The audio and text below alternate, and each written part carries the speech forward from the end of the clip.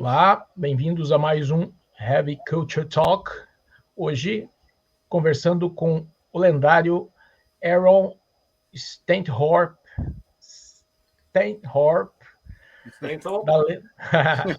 da lenda My Dying Bride. Welcome, Aaron. Good evening. I hope you are well. I am well here in England. Oh, yes. Thank you so much.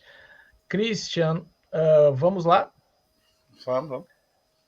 Queria perguntar para o Aaron em relação a como está o My Dying Bride hoje, né? O último, que ele falasse também um pouco do último play, né? Sorry, The Ghost of Orion, lançado em 2020, né? Como é que estão as coisas com a banda? Como é que a banda está se planejando aí depois dessa retomada aí, né? Pós-Covid, para ele nos posicionar, por gentileza, Christian. Okay. Jay is asking about the situation of the band nowadays after the COVID, and if you're performing any concerts, things like that, like how is it doing? And also the last album, how is it doing? Because, like there was an album and then 2 years without anything, like no concerts. Most of the bands suffered with that too. So how it's like, can you update us for My Dying Bride? Yeah, Ghost of Orion was released in 2020, and that was supposed to be our comeback year. We'd had a few years off because of my daughter's illness, but things were looking better in 2020. So we thought, okay, the album will be released in March, and we'll hit the road and we'll do all the festivals like we normally do. Unfortunately, of course, the pandemic happened, so nobody toured. And that was a real shame because we'd been away for 3 years, I think, and we really needed to come back. We really needed to be on the road in 2020, but sadly that was taken away from us. So we just got on with things. We couldn't really do the music. We just released an album. There was no point writing another album. So we did some more creative things. We released the beer. We've released a couple of other interesting things. The rum's just arrived, and that's quite nice. Just trying to keep the name alive while we're not in the public eye. And now that we are sort of kind of getting out of COVID, we have Brexit also to deal with, which is very unfortunate for us in the UK. It's stupid, really, because we are predominantly a European band. Our biggest market is Europe.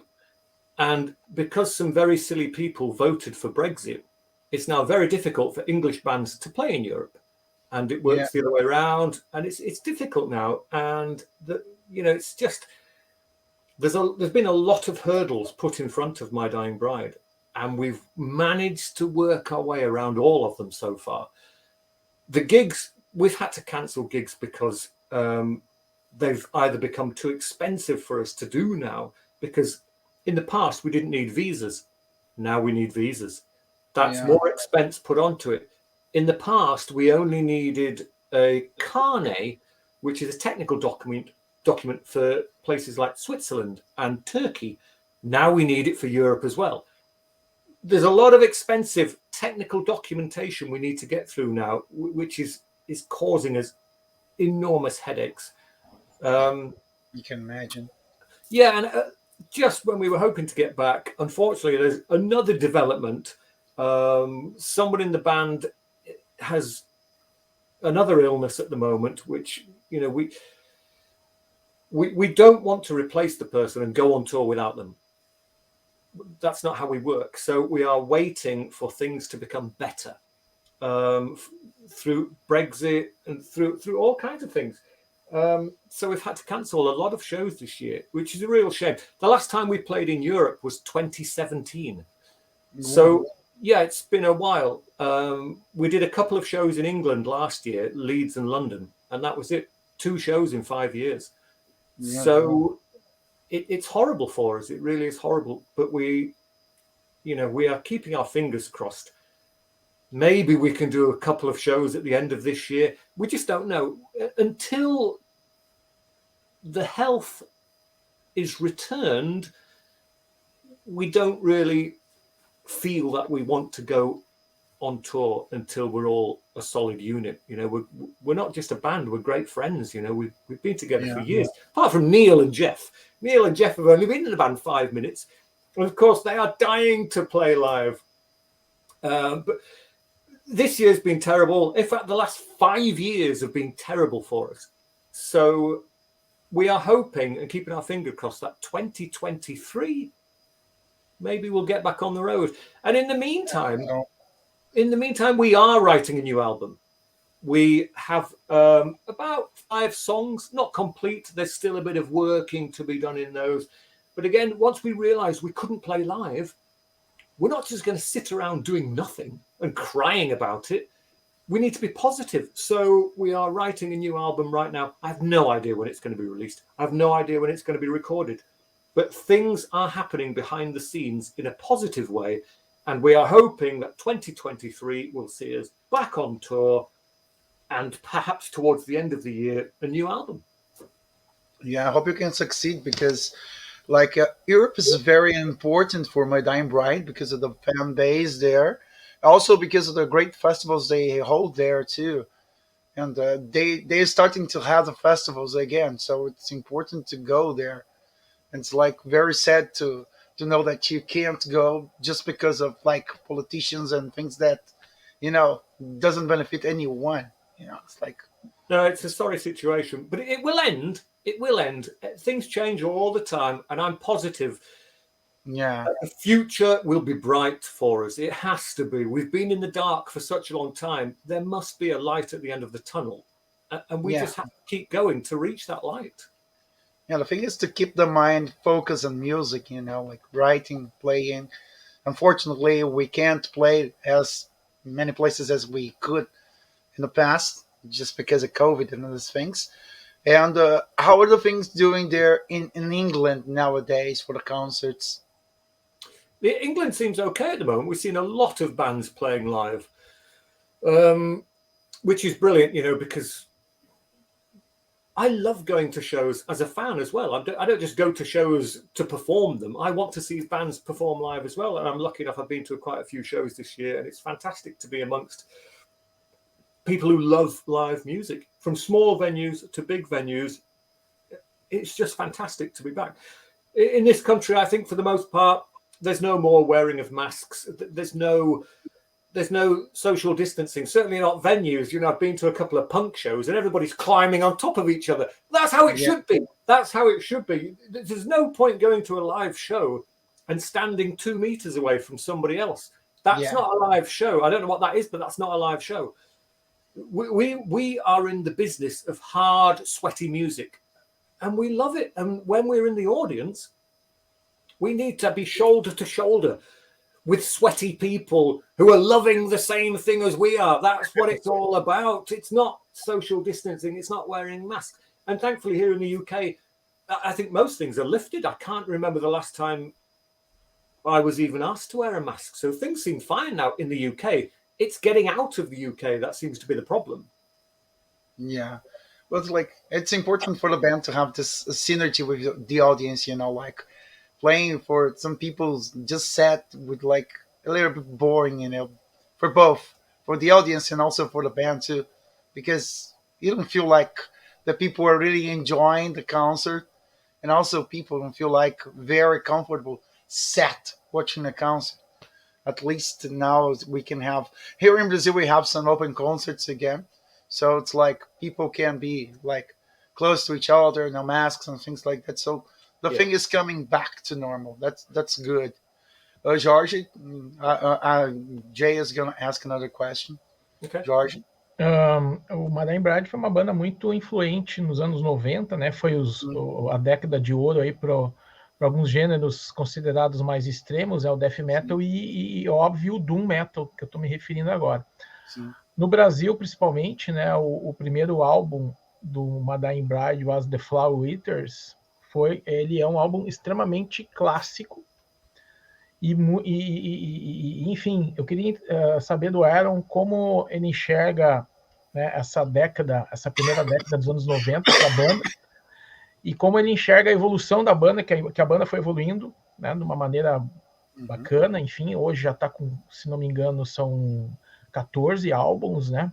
Como é que ele enxerga esse início da década de 90 para o Doom Metal, né? E a importância do Madame Bride para o Doom Metal, né? E como ele vê a banda aí nesse processo de amadurecimento que ocorreu.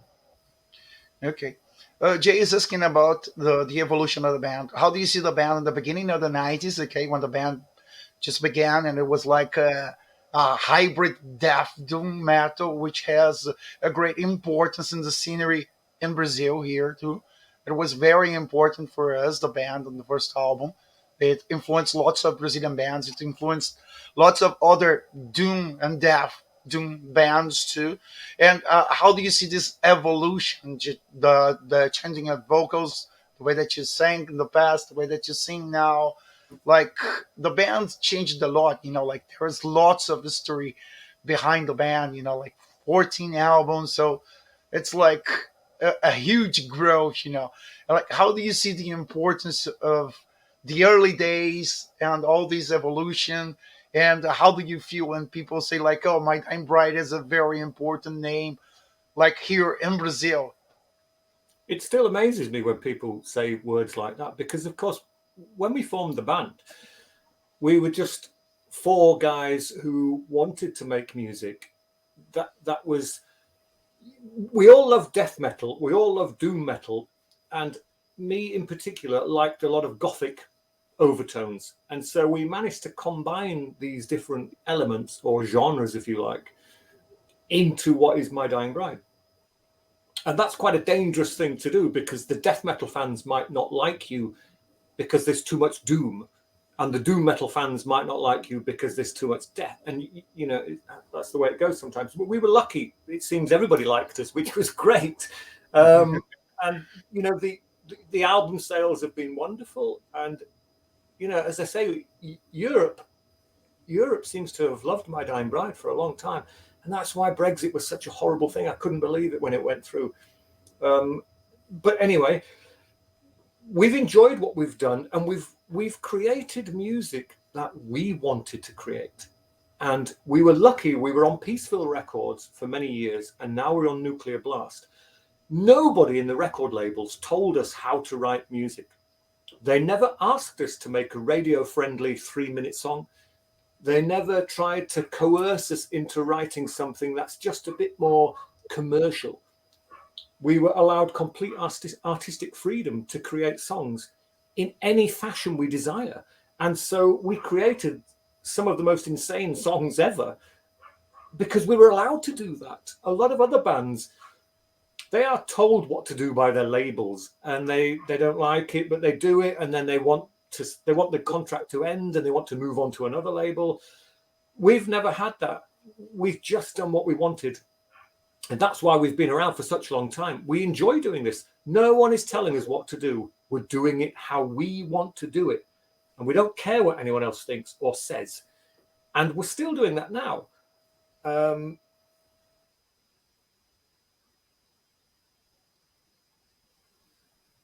I've still got lots to say and lots to write about. I've got lots of ideas for songs. And I'm as enthusiastic writing lyrics today as I was 30 years ago. That buzz never really goes away. And it's the same with playing live. I get very, very nervous before any show, as I did 30 years ago. I was super nervous back then. I'm still super nervous. That doesn't go away. If that goes away, if you're no longer nervous before you walk on stage, I think you've lost something, because that adrenaline, that terrifying feeling where your heart is going crazy 10 minutes before you walk on stage, that is what propels you to be a performer. If you don't have that anymore, then you're just singing songs to people. It's not the same. I'm a performer. That nervous energy that I feel still after 32 years is what makes me into the human being you see on stage. And that person is different to who I am here and now. Thankfully, because that person on stage is in a terrible place. And I don't know what I'm doing on stage. I'm out of my mind on stage because Yeah. I have to get completely involved in the lyrics that I wrote. You know, I'm not just going to walk out in jeans and a t-shirt and say, "Hey, everybody, let's fucking rock." No. That's never been me, you know, and I don't, you know, I find it difficult to interact with the audience. You know, I don't do, "Hey, all the girls say yeah, all the boys say yeah."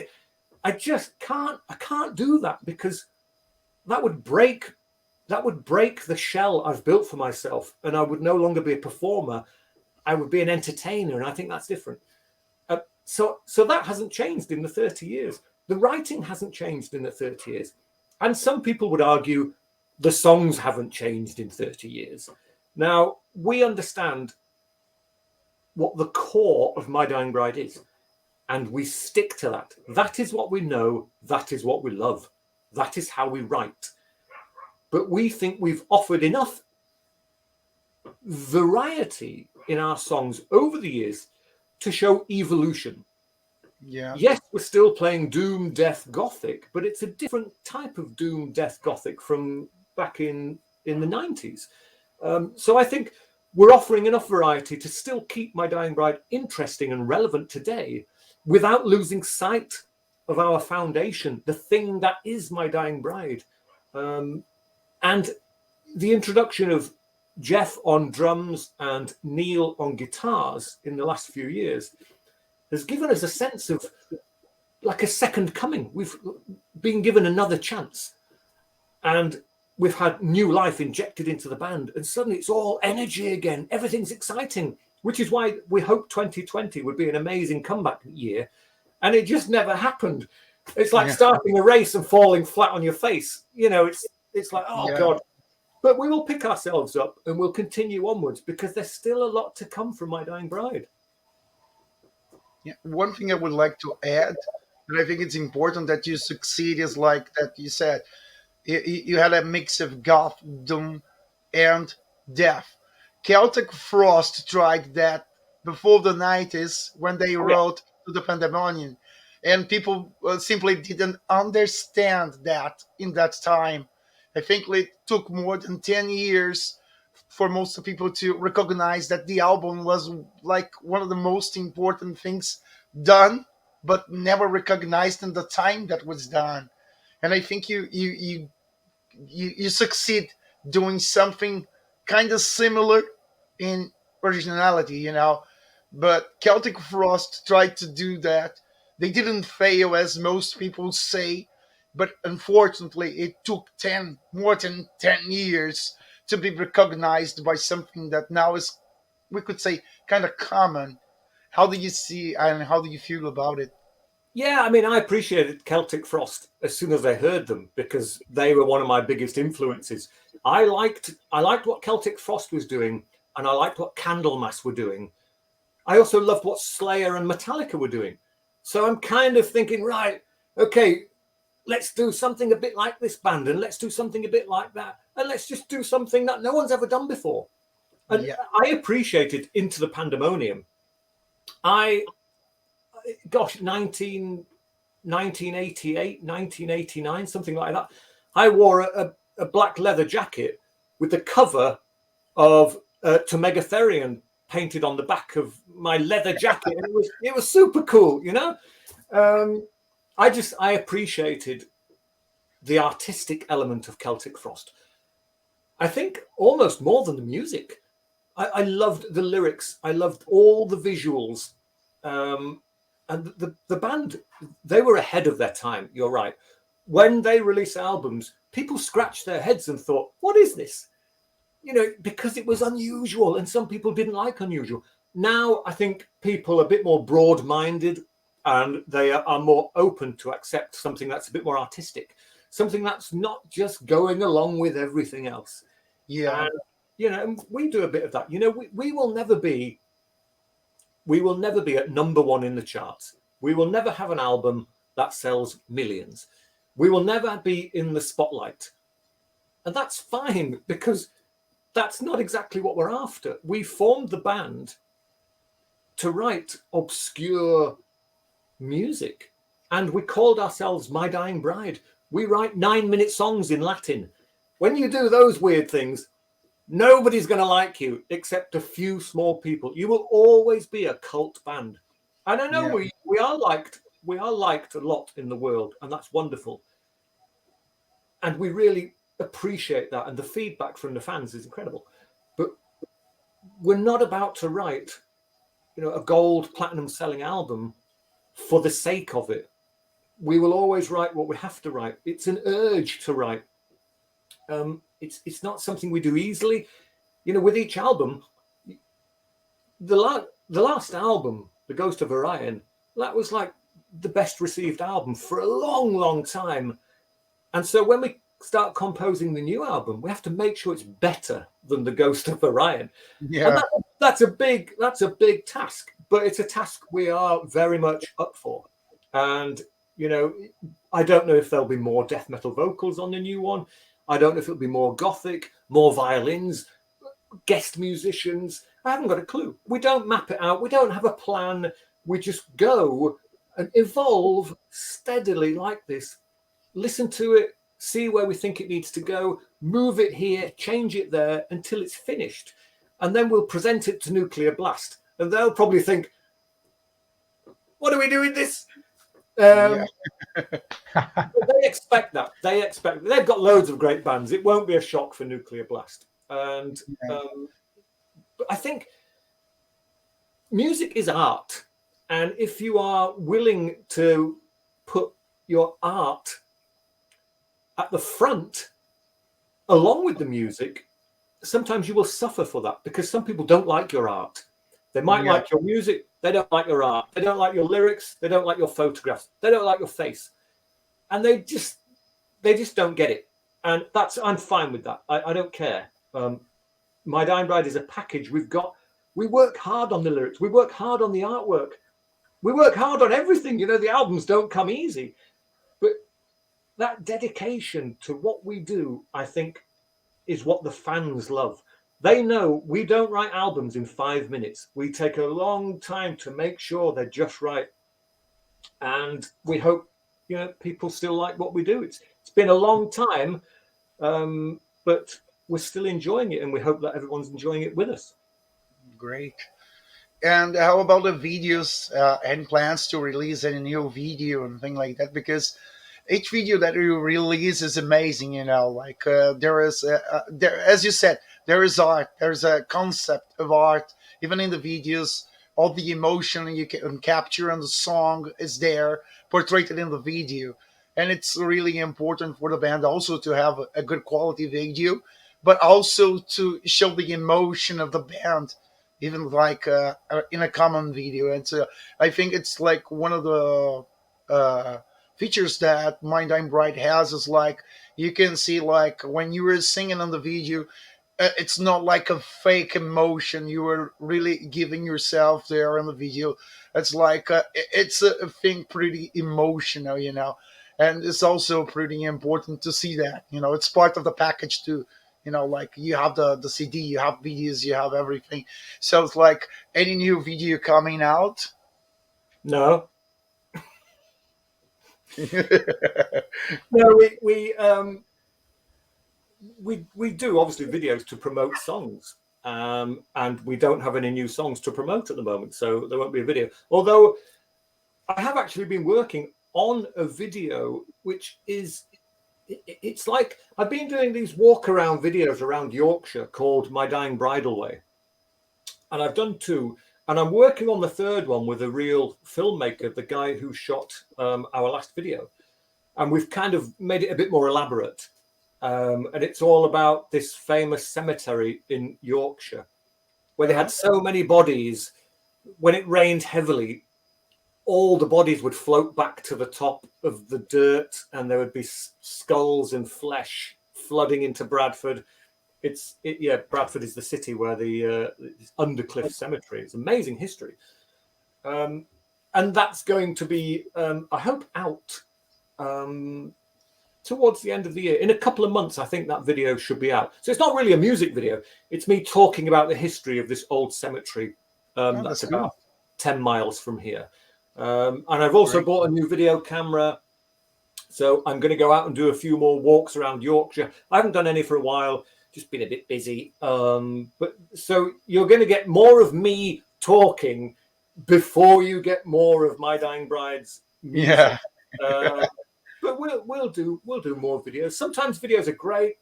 Sometimes they're boring because you're there all day long, shot after shot after shot after shot. Yeah. And sometimes it's tedious. But you just hope that, the hours you put into it will pay dividends later on and people will like it. So, we have very little control over videos. We can project our ideas to the producer and director and they can nod and say, yeah, that's a good idea. We're not doing that. Because a director has in their own mind what they want to do. They don't care what the band think. Quite often they'll just do their own thing. Sometimes they'll listen, sometimes they won't. But I'm not a director. So I leave it up to the directors to make a good video. And most of the time, they do a great job. Yeah. Jay?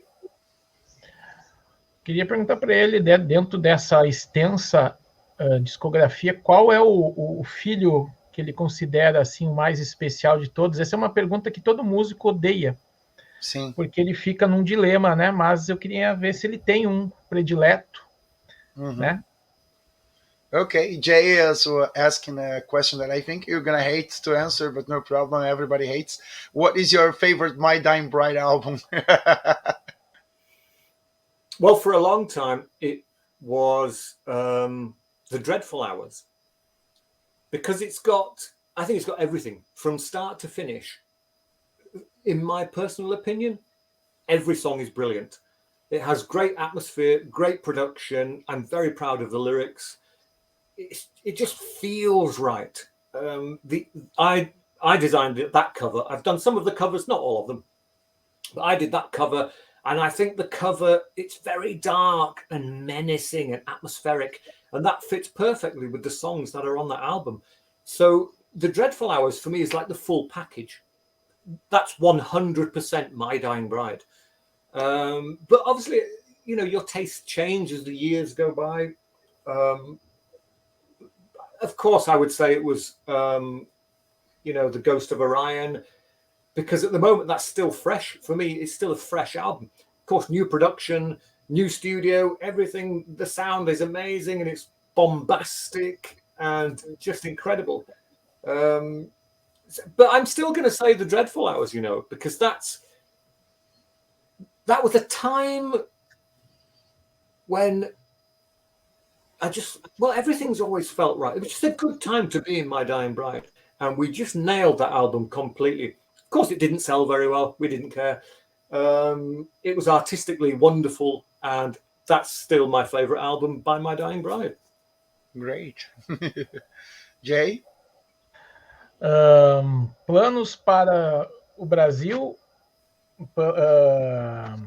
Tem uma intenção da banda em vir para cá, enfim, né? A gente já comentou aqui, tem muitos fãs do Brasil, né? Se ele tem intenção, e se ele conhece, se ele acompanha alguma coisa da cena Doom, o Brasil é mais conhecido por bandas mais extremas, né?